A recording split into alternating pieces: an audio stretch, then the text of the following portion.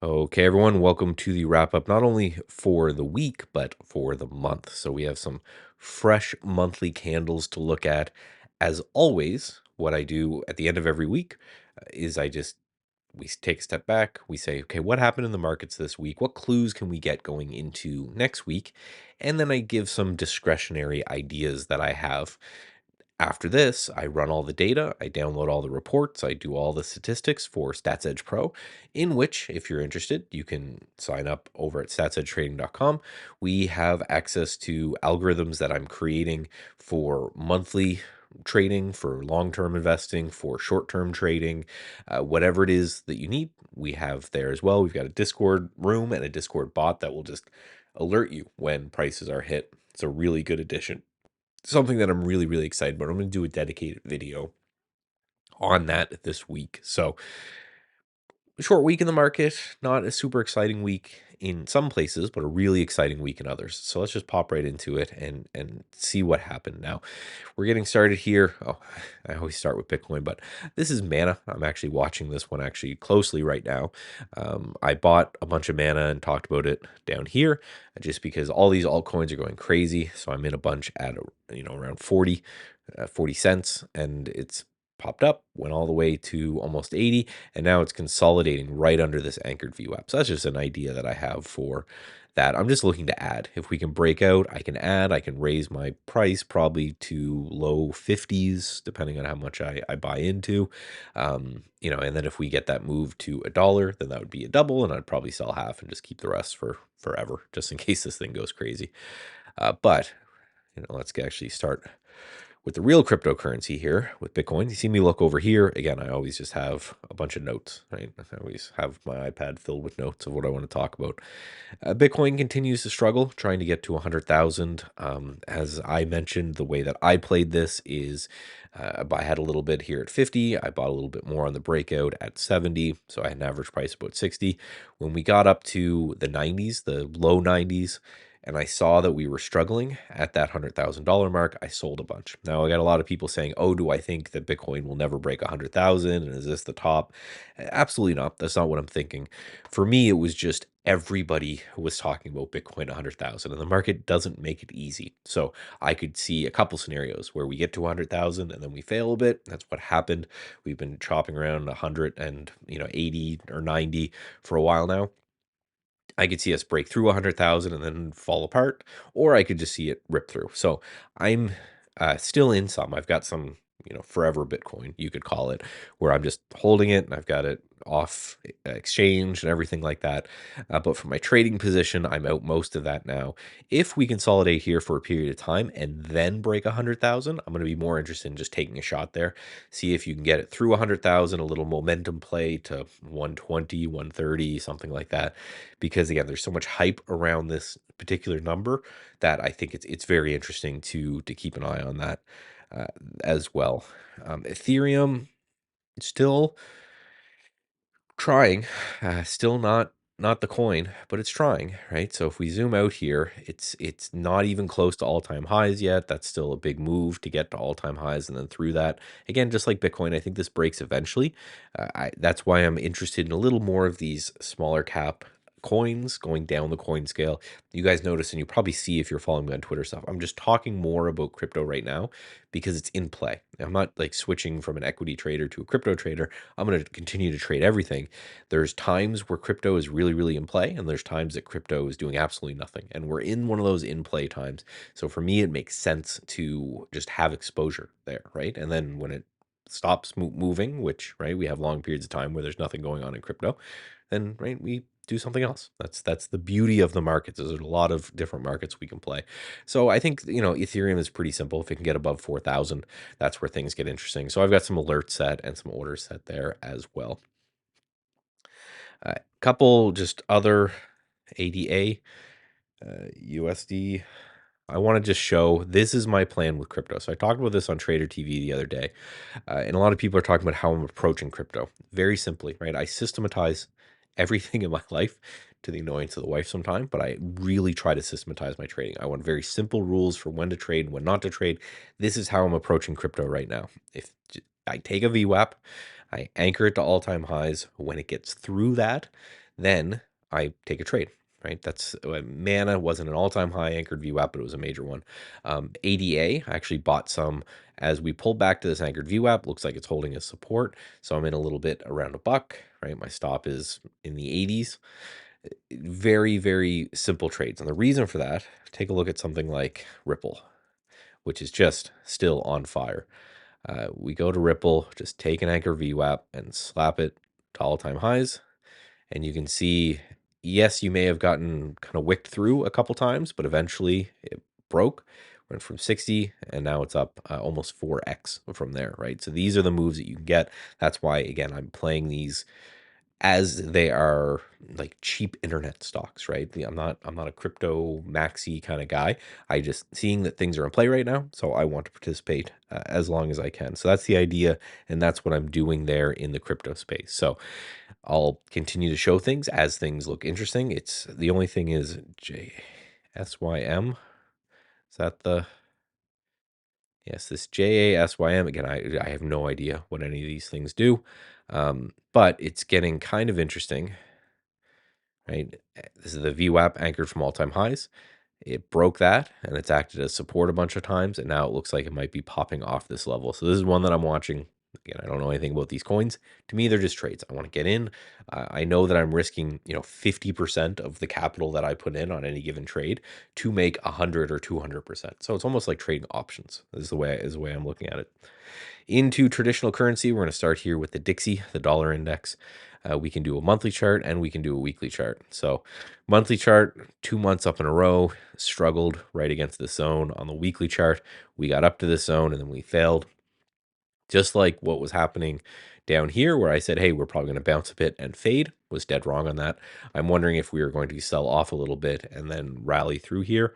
Or this might, if we come down to this low and then break it, then this area right here may have been one of the biggest fake outs of all times, which would cause a lot of people to be caught on the wrong side of things.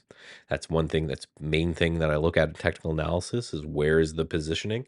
In this case, if we fail here, there's probably a lot of people who were positioned to buy this breakout into a shot of all-time highs for the dollar. So that could be interesting on the other side. The only two currencies on this kind of stance that stand out is one is New Zealand dollar, where it's looking very mirror to this, but it's kind of relatively strong a little bit because it didn't quite break through that level. It just got to it and then bounced. So if I'm going to buy something, it's probably going to be New Zealand dollar to make money off the fading that dollar index. Gold, so gold here is interesting, just because we came back down to this level that I was talking about.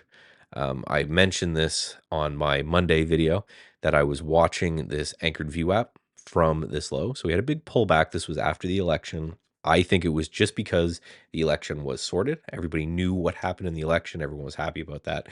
So it sold off a bit as a kind of a, okay, I can take this hedge of this uncertainty off the table. Got down to that zone, bounced a little bit, pulled back in. So we have that anchored VWAP right there. If we start to push from that as well, then the push up would be great. So if we can get a bounce from here, so this is kind of my play. It's just against this anchored VWAP, right? If we start to push up from here, I'll get involved. My stop will go below this anchored VWAP just to see if we're going to take another shot. A very low risk play to see if we get a shot at all-time high. However, gold or silver just hasn't been able to get it done, hasn't been able to get off the mat at all. So if we're going to see a failure in precious metals, I'm going to short silver. This is why I always want to find out which one's strong, which one's weak. If I'm looking to get long, I'm going to get long gold. If I'm looking to get short, I'm going to get short silver. And that's just the way that I think about the market anyway. Before we move on from currencies, I just wanted to talk about this trade that I had in the dollar. Again, if you guys are not subscribed or follow me wherever you're seeing this, make sure you do so. I do videos most of the times. I try to do a video every day. Last 2 weeks, I was kind of sick, so I didn't hit that goal. But on Mondays, I do a Forex really deep dive to all the different currencies, crypto and traditional currencies. And I talked about a couple weeks ago how I was shorting the yen as it came through here, and I was looking to add as it broke down through here. So far, that's been an amazing play. If the dollar is going to continue to fall, this is going to be great. So it's going to be long.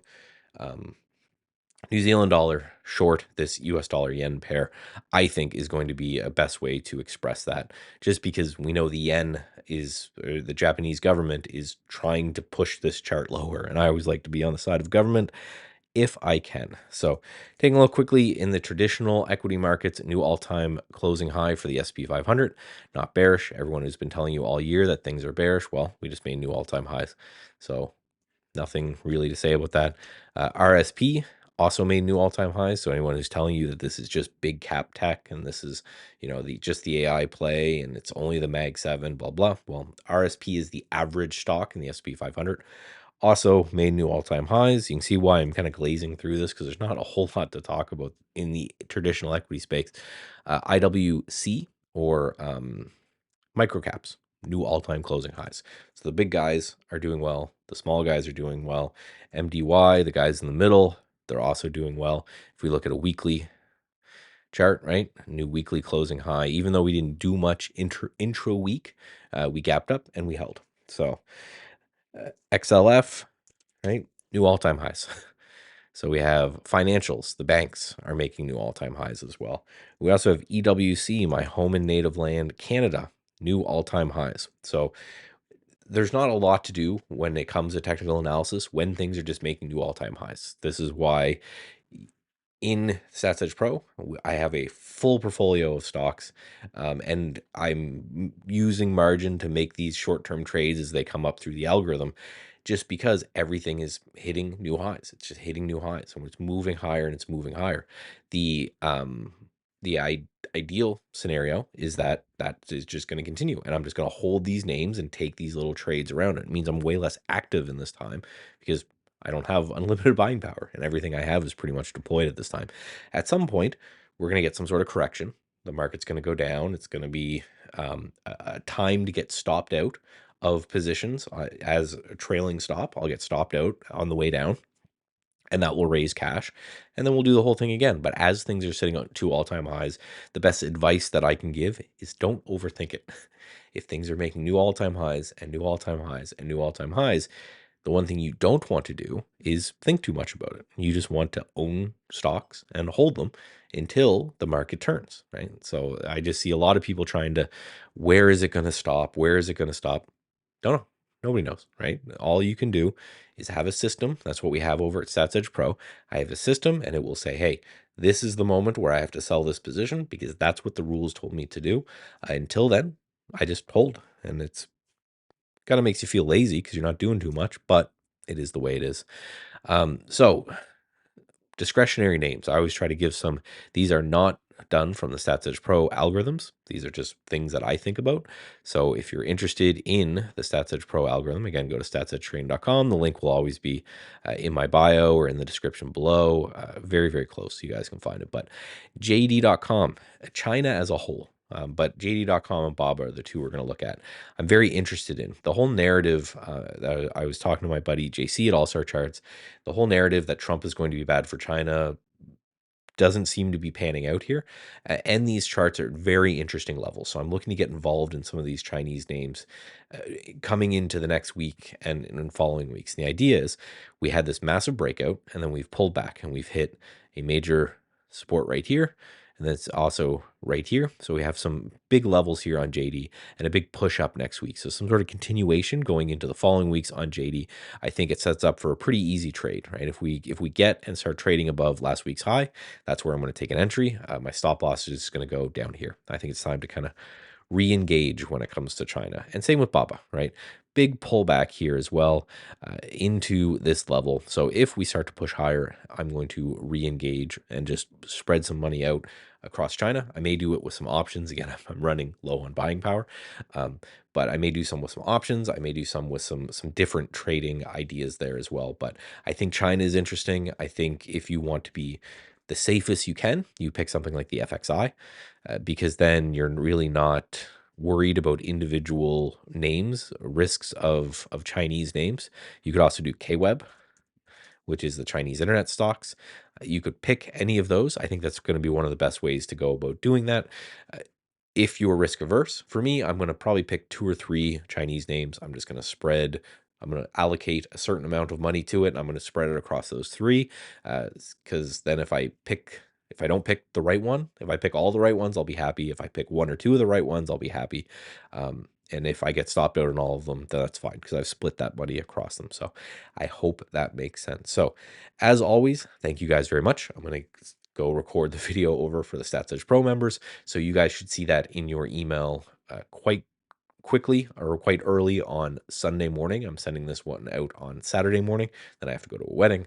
And then Sunday morning, StatsEdge Pro will get all the members. Also, StatsEdge Pro members, we have our live Q&A at 6 Eastern time on Sunday. For those who aren't members, once a month as part of everything, getting access to the Discord room and the algorithm output, all of that kind of stuff. I sit down, I take emailed questions. I've got a bunch of those in. People will come hang out in the stream live. I live stream it for members, and we just kind of talk about what it is that is happening at the time. They ask me questions about algorithms I'm working on, ways they could improve their trading, whatever it is. It's a nice, we chill time, happen at night, grab a beer, and answer all your guys' questions. So that's a live Q&A that is happening on Sunday. Stay tuned in the email that I'm going to send out to StatsEdge Pro members. The link will be there as well. So make sure you check that out. Come on, say hi. If you cannot make it live, email me your questions, put them in the Discord room. I'll read them out so that you can watch the video later and see your question answered.